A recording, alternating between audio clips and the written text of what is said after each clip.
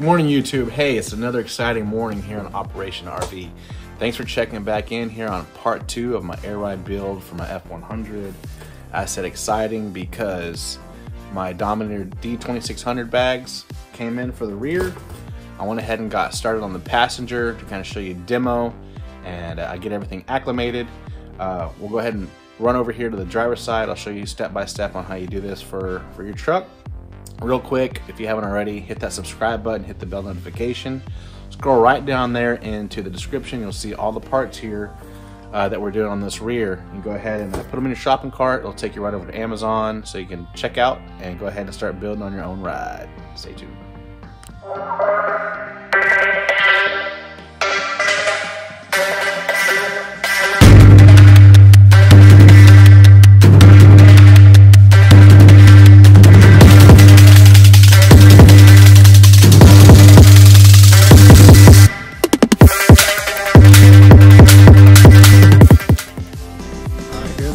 Went ahead and put the valves in. Go ahead and check down in the bottom. You'll have all the specs there for travel, payload, all that good stuff, down from compression rate to the rise. So check that out there. All right, so here's some of the parts here. So this is the bolts here that I'll be using to put the bags to the brackets. There's the hose. We got the 90s here that you already see installed into the bags. This is the Schrader valve that we have on the front and rear. All right, real quick first, you want to make sure your frame here is at level ride height. As you see, you want to go ahead and just make sure your bracket's level.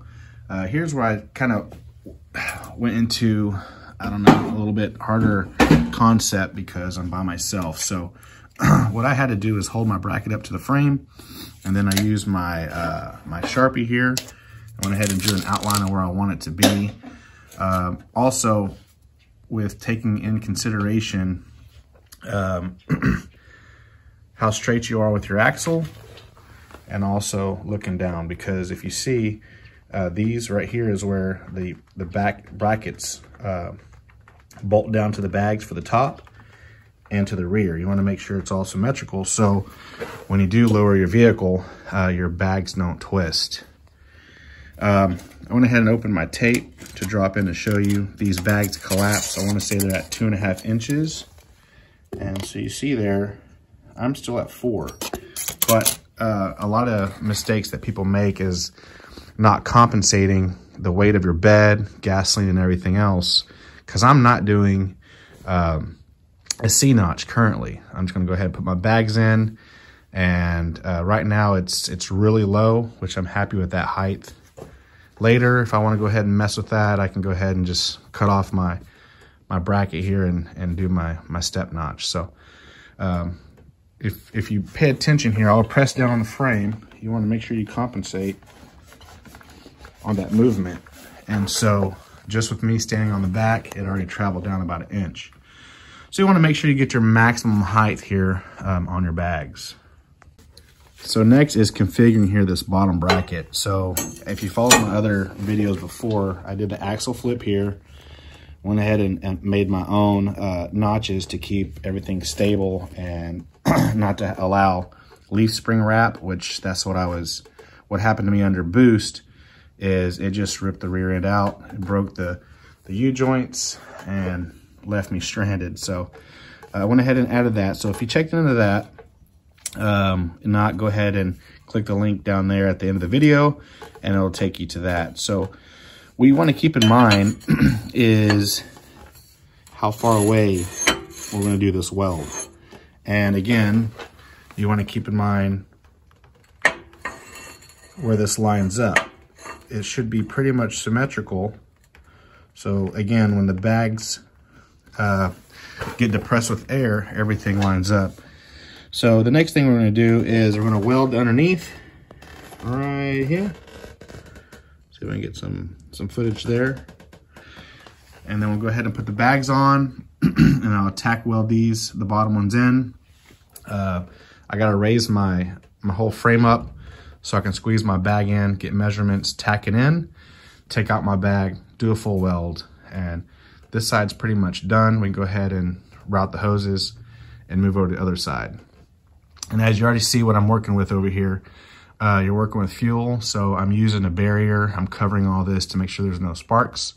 So safety is definitely first when it comes to welding, grinding, or doing any type of electrical work around fuel.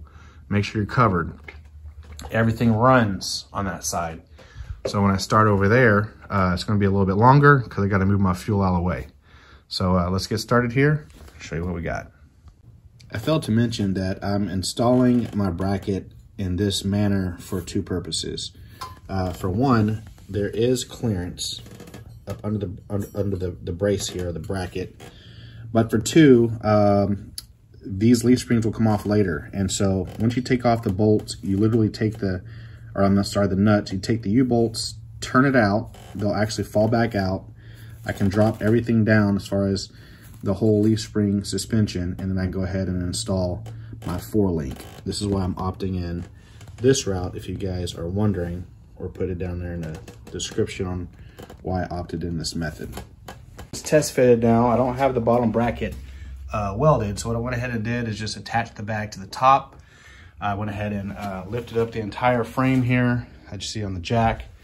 And what's most important now, guys, is taking a measurement here from your frame out to the end where you can get a good reading, which in my case, at the end of the tip of the lug nut here is 15 inches. So you want to do that on both sides just to make sure that your axle is centered with your truck. So as you can see here on the same bracket, I did a mock-up. Nothing's welded yet.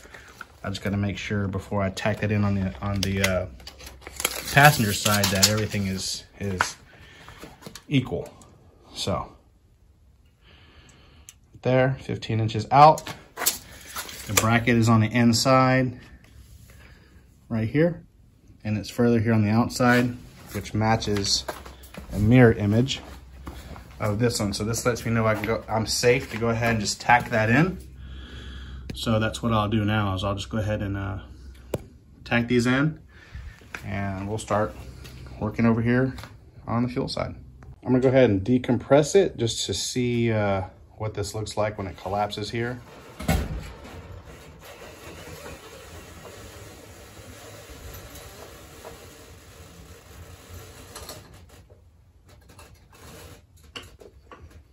All right. So you still see there's no weight on here. So let's get some measurements. The bags are collapsed on the truck's own frame weight and about a half a tank of fuel. We're measuring, looks like 4.5 inches is what it's coming up to be.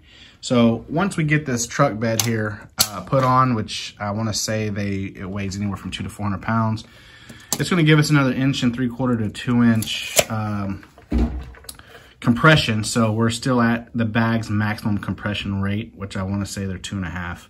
Specs are down there.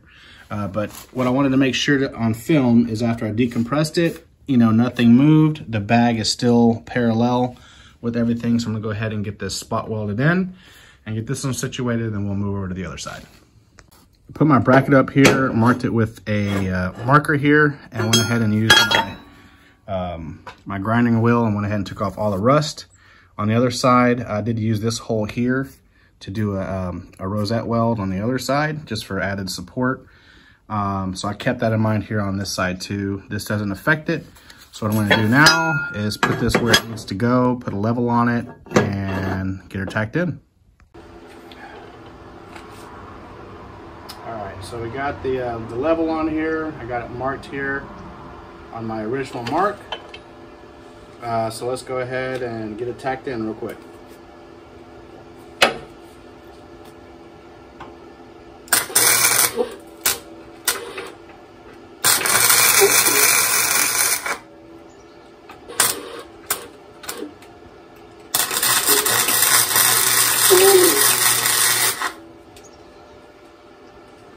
All right.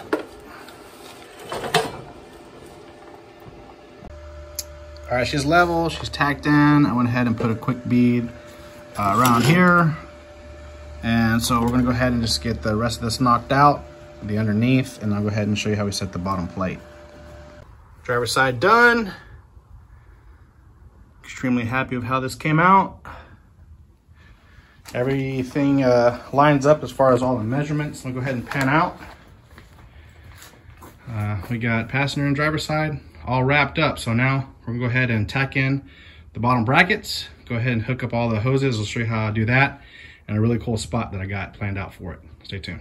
Went ahead and used some rust protector here just for added protection since it is raw steel. Looks all nice and pretty. You can at least see my reflection. Top and bottom, and both sides. We'll go ahead and let it dry accordingly. Throw the bags on, tack the brackets, run the hoses, call it a day. Everything is now sprayed here. The bottom brackets all tacked in. As you can see on both sides. Went ahead and added that rust protector. And that's pretty much it when we pan out. Looking good. All right, guys, time to put these hoses in, and stay tuned for the awesome area that I have for the exit of the air hose. Hoses are now ran all the way around.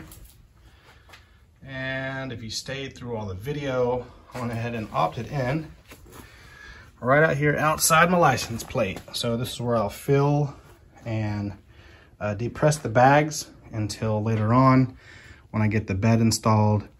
I get my tank, all the valves, solenoids, all that good stuff installed. So that's his new home for now. What we're gonna go ahead and do is I'm gonna depress the bags at its maximum, and then put my wheels on, and we'll put some air in it, show you the lift. Tires are now on, so let's go ahead and do a quick measurement here. Put some air in the bags, and let's see, bottom bracket here up to the top bracket. We're looking at about 10 inches, and I don't have valves or solenoids, so these bags are rated to go up to 12 inches, I believe. So I have another 2-inch lift. So let me go ahead and show you currently just what I'm doing right now with my air compressor. Let's see. This is the bottom of my bumper. We're on the ground. We're 18.5. And let me show you what it looks like when we drop it.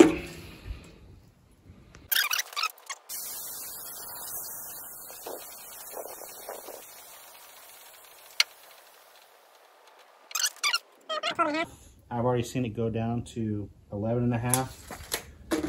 So that's what that is.